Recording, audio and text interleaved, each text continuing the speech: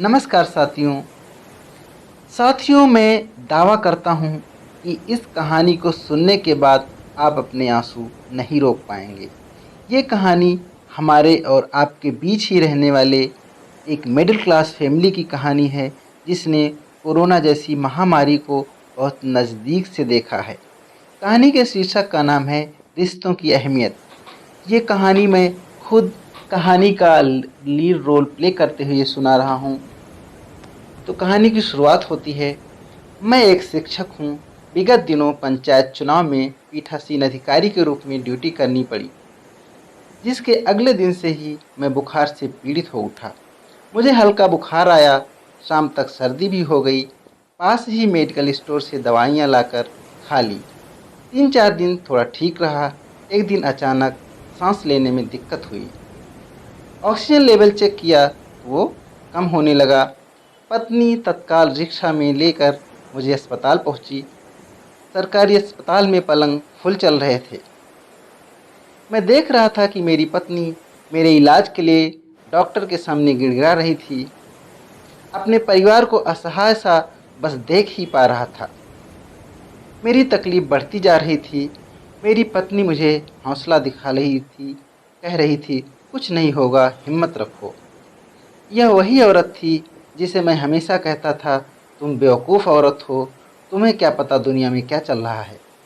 उसने एक प्राइवेट अस्पताल में लड़ झगड़ कर मुझे भर्ती करवाया। फिर अपने भाई यानी मेरे साले को फ़ोन लगाकर सारी बातें बताई। उसकी उम्र होगी 20 साल करीबन, जो मेरी नज़र में आवारा और निठल्ला था, जिसे मेरे घर आने की परमिशन नहीं थी। वह अक्सर मेरी गैर हाजिरी में ही मेरे घर आता जाता था। अपने देवर को यानी मेरे छोटे भाई को फ़ोन लगाकर उसने बुलाया, जो मेरे साली की ही उम्र का था, जो बेरोजगार था, और मैं उसे कहता था, काम का ना काज का, दुश्मन अनाज का। दोनों घबराते हुए अस्पताल पहुँचे। दोनों की आंखों में आंसू थे। दोनों कह रहे थे, आप घबराना मत, आपको हम कुछ नहीं होने देंगे। डॉक्टर साहब कह रहे थे, हम 3-4 घंटे ही ऑक्सीजन दे पाएंगे, फिर आपको ही सिलेंडर की व्यवस्था करनी होगी। मेरी पत्नी बोली, डॉक्टर साहब, ये सब हम कहाँ से लाएंगे। मेरा भाई और साला बोला, हम लाएंगे सिलेंडर, आप इलाज शुरू कीजिए। दोनों वहाँ से रवाना हो गए। मुझ पर बेहोशी छाने लगी। जब होश आया तो मेरे पास ऑक्सीजन सिलेंडर रखा था। मैंने पत्नी से पूछा, ये कहाँ से आया। उसने कहा, तुम्हारा भाई और मेरा भाई दोनों लेकर आए हैं। मैंने पूछा, कहाँ से लाए। उसने कहा, ये वो ही जाने। अचानक मेरा ध्यान पत्नी की खाली कलाइयों पर गया। मैंने कहा, तुम्हारे कंगन कहाँ गए। कितने साल से लड़कर कंगन दिलवाओ कंगन दिलवाओ, अभी पिछले महीने शादी की सालगिरह पर दिलवाए थे, बोनस मिला था उससे। वह बोली, आप चुपचाप सो जाइए, कंगन यही हैं, कहीं नहीं गए। मुझे उसने दवाइयाँ दी। मैं आराम करने लगा। नींद आ गई। जैसे ही नींद खुली, देखता हूँ मेरी पत्नी एक कई किलो वजनी सिलेंडर को उठाकर ले जा रही थी। जो थोड़ा सा भी वजनी सामान उठाना होता था तो मुझे आवाज़ देती थी। आज कैसे कई किलो वजनी सिलेंडर तीसरी मंजिल से नीचे लेकर जा रही थी और नीचे से भरा हुआ सिलेंडर ऊपर ला रही थी। मुझे गुस्सा आया और मेरे साले और भाई पर, ये दोनों कहाँ मर गए। फिर सोचा, आएंगे तब फटकारूंगा। फिर पड़ोस के बेड पर भी एक सज्जन भर्ती थे, उनसे बातें करने लगा। मैंने कहा, अच्छा अस्पताल है, नीचे सिलेंडर आसानी से मिल रहे हैं। उन्होंने कहा, क्या खाक अच्छा अस्पताल है, यहाँ से 40 किलोमीटर दूर बड़े शहर में 7-8 घंटे लाइन में लगने के बाद बड़ी मुश्किल से एक सिलेंडर मिल पा रहा है।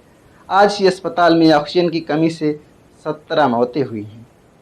मैं सुनकर घबरा गया। सोचने लगा, शायद मेरा साला और भाई भी ऐसे ही सिलेंडर ला रहे होंगे।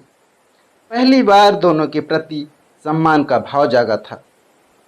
कुछ सोचता इससे पहले पत्नी बड़ा सा खाने का टिफ़िन लेकर आती दिखी।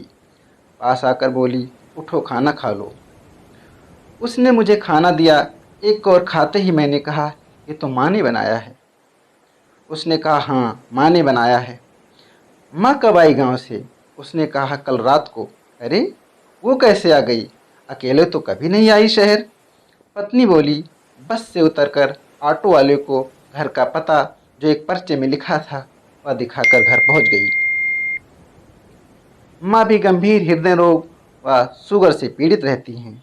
उनका भी विगत 15 सालों से लगभग लगातार इलाज ही चल रहा है। दवाइयाँ ही उनकी ज़िंदगी बन गई। पिताजी रिटायर्ड प्रिंसिपल हैं जो अपने बच्चों को बहुत ही स्नेह करते हैं। अपने आप से ज़्यादा हम सबको मानते हैं। बीमार होने पर भी सबसे ज़्यादा घर में दुखी वही रहते थे। अकेले में भावुक भी हो जाते थे। डॉक्टर की लिखी हुई दवाइयाँ व इंजेक्शन को लाने के लिए लगातार दौड़ भाग करते रहते थे। इतनी उम्र हो जाने के बाद भी अपनी जान की परवाह किए बिना अपने बेटे की जान बचाने के लिए पूरा प्रयत्न करते रहते। संक्रमण का सबसे ज़्यादा खतरा बुजुर्गों को ही है, ये वह सब जानते थे। फिर भी उन्हें इसका कोई भय नहीं था। उनकी यही मेहनत रंग लाई और फिर हालत में सुधार हुआ और 98वें दिन अस्पताल से छुट्टी हुई। मुझे खुद पर गर्व था कि मैंने कोरोना को हरा दिया। मैं फूला नहीं समा रहा था। घर पहुंचकर असली कहानी पता चली कि मेरे इलाज में बहुत सारा रुपया लगा। पिताजी ने पेंशन से इकट्ठा सारा पैसा इलाज में लगा दिया। कई करीबियों से कर्ज भी ले लिए। कितना खर्च हुआ इलाज में ये तो नहीं पता, पर मेरी पत्नी के सारे जेवर जो उसने मुझसे लड़ लड़ कर बनवाए थे बिक चुके थे। मेरे साले के गले की चेन बिक चुकी थी जो मेरी पत्नी ने मुझसे साले की जनेऊ में 15 दिन रूठ कर ज़बरदस्ती दिलवाई थी। मेरा भाई जिस बाइक को अपनी जान से ज़्यादा ध्यान रखता था वो घर में नहीं दिखाई दे रही थी। मेरी माँ जिस ज़मीन को जीते जी नहीं बेचना चाहती थी वो मेरे स्वर्गीय बाबूजी की आखिरी निशानी थी, वो मेरे इलाज में बिक चुकी थी। मेरी पत्नी से लड़ाई होने पर भी मैं गुस्से से कहता था कि जाओ अपने माँ के घर चली जाओ, तो वो मेरे ससुराल का घर भी गिरवी रखा जा चुका था। मेरे निठल्ले दोस्त ने जो मुझसे 3000 रुपये लिए थे ब्याज सहित वापस कर दिए थे। जिसे मैं किसी काम का नहीं समझता था वो मेरे जीवन को बचाने के लिए पूरे बिक चुके थे। मैं अकेला रोए जा रहा था, बाकी सब खुश थे क्योंकि मुझे लग रहा था कि सब कुछ चला गया और उन्हें लग रहा था कि मुझे बचाकर उन्होंने सब कुछ बचा लिया। अब मुझे कोई भ्रम नहीं था कि मैंने कोरोना को हराया है, क्योंकि कोरोना तो मेरे अपनों ने हराया है। सब कुछ बिकने के बाद भी मुझे लग रहा था कि आज दुनिया में मुझसे अमीर कोई नहीं है। आँख से आंसू रुक नहीं रहे थे। ये कहानी यहीं ख़त्म होती है और ये कहानी हर उस परिवार के लिए समर्पित है जिसने अपना सब कुछ खोकर भी अपने अपने अपनों को बचाया है। तो आज की कहानी में इतना ही। आप सबको धन्यवाद। क्या सोच रहा है सोच जरा तू कब बदलेगा।